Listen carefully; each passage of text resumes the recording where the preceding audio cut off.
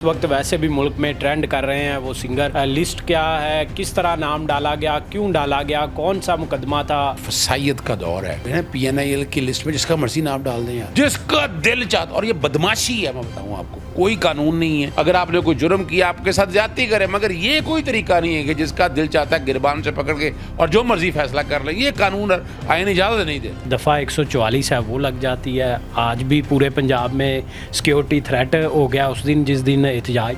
क्या मजाक बनाया हुआ है आपने? पुलिस किस काम के लिए इस तरह 144 का बार बार नफाज करके पूरी दुनिया कैसे ट्रस्ट करेगी? MYK न्यूज की वीडियोस देखने के लिए हमारा चैनल सब्सक्राइब कीजिए और बेल आइकॉन को क्लिक कीजिए ताकि आप हमारी आने वाली वीडियो से बाखबर रह सके। बिस्मिल्लाहिर्रहमानिर्रहीम, अस्सलाम वालेकुम नाजरीन, आप देख रहे हैं MYK न्यूज़। मैं हूं नदीम खालिद। मारूफ सिंगर मलकू, जिसका गाना नकदा कोका इलेक्शन के दिनों में बहुत मशहूर हुआ और शायद उसी वजह से जो है वो उनका नाम उनको भी मालूम नहीं था कि PNI लिस्ट में जो है वो डाल दिया गया। जब वो यहाँ से लाहौर एयरपोर्ट से UK के लिए अपने कंसर्ट के लिए रवाना होने लगे तो एयरपोर्ट पे पता लगा कि उनको वहाँ पर रोक लिया गया। उस मौके पर फिर मारूफ कानूनदान अज़हर सिद्दीक साहब पहुँचे। तो अब ये लाहौर हाई कोर्ट के अंदर भी ये मामला आ गया और इस वक्त वैसे भी मुल्क में ट्रेंड कर रहे हैं वो सिंगर। सबसे पहले इसका बैकग्राउंड समझते हैं कि ये लिस्ट क्या है, किस तरह नाम डाला गया, क्यों डाला गया, कौन सा मुकदमा था उस सिंगर पर, और उसके बाद अभी मौजूदा केस का क्या स्टेटस है। अस्सलाम वालेकुम। जी वालेकुम, बहुत शुक्रिया। पहले तो मैं ख़बर दे देता हूँ, मैं और मेरी टीम इस केस से शायद विड्रॉ कर रहे हैं और चूँकि मलकू भी शायद परसू नहीं करना चाहेगा, लग यही रहा है कि जो नज़र हालात आ रहे हैं वो इंशाल्लाह हो सकता है एक आध दिन के अंदर या जैसे ये केस फिक्स होता है तो ये विड्रॉ कर लिया जाएगा ये सारा। और इस सारे मामले में शायद मैं फिर आगे आप नुमाइंदगी ना कर। अब मैं देखिए, मैं एक तो जो जज साहब हैं, ये कुदरत का एक निज़ाम है, उन जज साहब के सामने मैं पेश नहीं होता। तो नया वकालतनामा दिया गया था उसमें उस पर जिस पर नोटिस हुए हैं और वो देखते हैं अब आगे क्या हालात बनते हैं, कैसा चलना है। लेकिन बात सिर्फ इतनी है कि यहाँ एक फसाइयत का दौर है। यानी आज तो PNIL की लिस्ट में जिसका मर्जी नाम डाल दें यार, जज है जज का नाम डाल दें, मेरा किसी का भी नाम डाल दें, कोई जुर्म ना किया हो, जिसका दिल चाहता। और ये बदमाशी है, मैं बताऊँ आपको, कोई कानून नहीं है, कोई लॉ नहीं है। पहले तो ये समझा दूँ आपको, जब उस दिन ईद वाले दिन उससे पहले ईद से एक रात पहले इतवार वाले दिन मुझे बरतानिया से फ़ोन आए जिन्होंने ऑर्गेनाइज़ किया था, जो दोस्त अहबाब थे, कि मलकू आ रहा, उसका नाम कोई ECL में डाल दिया। चेक किया गया, नहीं था, PCL में नहीं था। तो किसी ने कहा PNIL में, कुछ ने कहा नहीं है। और मैंने कहा जी आप एयरपोर्ट आएँ, पता चल जाएगा। सारा एयरपोर्ट गए तो उन्हें ऑफलोड कर दिया गया, उन्हें नहीं चढ़ाया गया। और आपको देखिए, फ़नकार वैसे उसकी ना देखिए, उसकी बाउंड्रीज़ कोई नहीं होती, सरहदें कोई नहीं होती। उसने जिस तरह जाना है, जिस तरह करना है, अपनी मर्ज़ी से आज़ादी है, उसको जो मर्ज़ी करना चाहे उसे रोका तो नहीं जा सकता। और यही बात ही प्रोटेस्ट बाकायदा उन्होंने मेरे साथ गुफ्तगू की, वो सारा कुछ आपने देख लिया, पब्लिकली भी देख लिया, हर चीज़ सामने आ गई। अच्छा सर, इसमें लिस्ट में जो है वो अब आप तो केस से आपने ख़बर दे दी, विड्रॉ कर चुके हैं, लेकिन फिर भी हम जनरल जो है पब्लिक अवेयरनेस के लिए इस लिस्ट का जो है वो क्या फ़ादियत है, कितने अरसे के लिए, किस बुनियाद पे नाम? ये बड़ी मज़ेदार बात है। मैंने इमरान रियाज के केस पे जब चैलेंज किया था तो वो आके 1 महीने से ज़्यादा रख नहीं सकते थे। अरे वो SOP को बनाया हुआ है, पता नहीं कौन से कानून, बदमाशी है ना, फंडामेंटल राइट को नहीं हो सकते हैं ना। वो जब देखा कि हाथ से चले जाने तो नाम निकाल देते हैं। यहाँ भी क्या करते हैं, रेट फाइल होती है ना फॉर्म पे PNIL से, वो निकाल देते हैं, कोशिश करते हैं को PCL में या ECL में, यानी ये एक बुनियाद बनाते हैं। और ये किसी कानून में गुंजाइश नहीं है। ये 15 जुलाई के लिए केसेस वैसे जैसे शमन महमूद ने रखे हैं और उम्मीद है उस वक्त तक इस पर कोई ना कोई एक बात बड़ी वाज़ेह आ जाएगी। लेकिन ये काम रोकना होगा, यानी जिसका दिल चाहे, जिसको, यानी क्या पाकिस्तान में आप एक आज़ाद और ख़ुद मुख्तार मुल्क में रह रहे हैं, आपके बुनियादी हकूक़ है। अगर आपने कोई जुर्म किया आपके साथ ज़्यादती करे, मगर ये कोई तरीका नहीं है कि जिसका दिल चाहता है गिरबान से पकड़ के और जो मर्ज़ी फैसला कर ले। ये कानून आईन इजाज़त नहीं देता इस बात की। और कानून और आइन की बात आपने की तो हर एक शहरी को आइन हक देता है कि वो एहतजाज करे, अपनी आवाज़ उठाए, अपने गम और गुस्से का इजहार पुरअमन तरीके से वो जब करना चाहे। ये एक बुनियादी फंडामेंटल राइट है, मेरा भी आपका भी। लेकिन यहाँ पर हम देख रहे हैं कि जब भी ये फंडामेंटल राइट इस्तेमाल करने की बात आती है تو ایک دفعہ 144 ہے وہ لگ جاتی ہے. آج بھی پورے پنجاب میں سیکیورٹی تھریٹ ہو گیا اس دن جس دن احتجاج.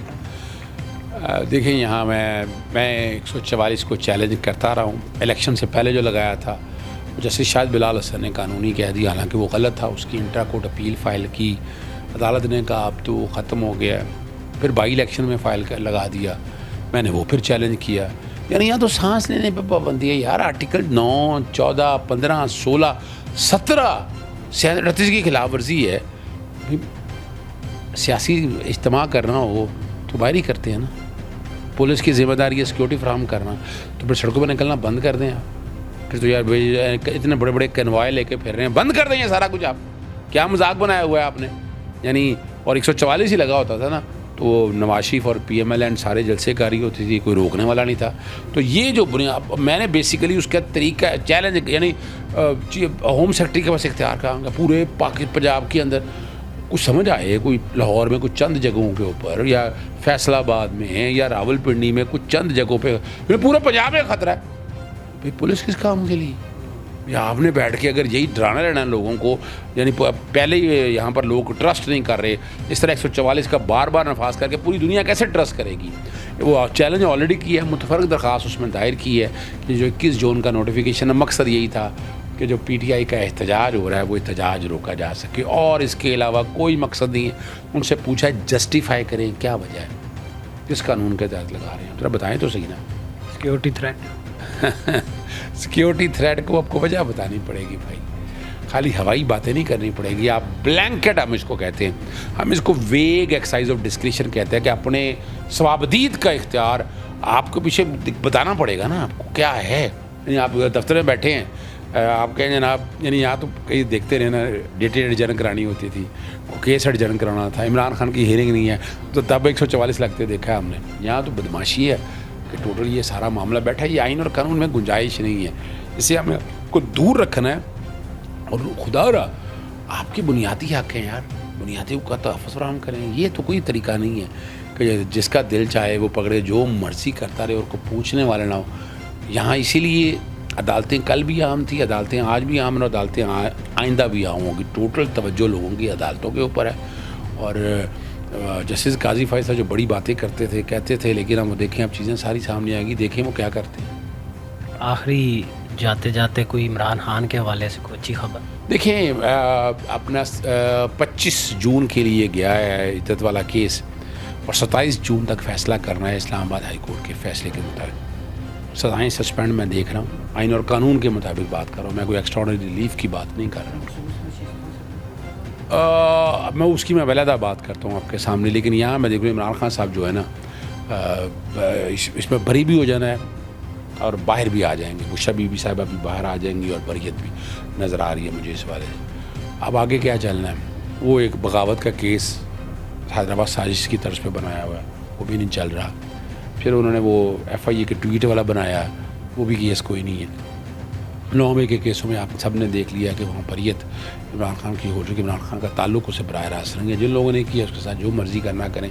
اب جو بڑا پیکج آ رہا ہے کہ عدالتوں کو کنٹرول کرنے کے لیے، وہ بڑا پیکج لا رہے ہیں. وہ بڑا پیکج کیا لا رہے ہیں کہ جناب ایک تو ججز کو کنٹرول کرنے کے لیے کہ ایک صوبے سے ایک جگہ سے ججز کو ٹرانسفر کر دیں. انڈیا میں پروویژن ہے اور وہاں اسٹیٹ اس کا کانسیپٹ اور ہے. پاکستان میں کانسیپٹ آپ کر ہی نہیں سکتے. اس صوبے میں اس صوبے سے تعلق ہے اس کا، آپ اس کو نہیں کر سکتے. سپریم کورٹ میں آپ ہر جگہ کر سکتے ہیں، اور اسلام آباد ہائی کورٹ آلریڈی بنی ہوئی ہے، اس میں ججز پورے پاکستان سے لے کر جاتے ہیں. تو یہ جو کانسیپٹ ہے یہ کامیاب نہیں ہوگا، لیکن کر رہے ہیں.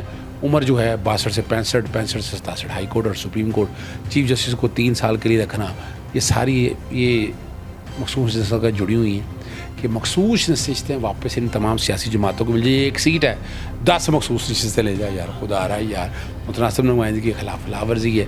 یہ کوشش ہے، آخری بار ہے ان کا کہ وہ کسی طرح چاہتے ہیں. پھر اس کے بعد جب مخصوص نشستیں مل جائیں گی پھر 2/3 سے آئین میں ترمیم کرنا جائیں گے. اور آئین میں ترمیم اگر کریں گے تو چیلنج کرنے کے لیے ہم تیار ہیں، ہم بیٹھے ہیں.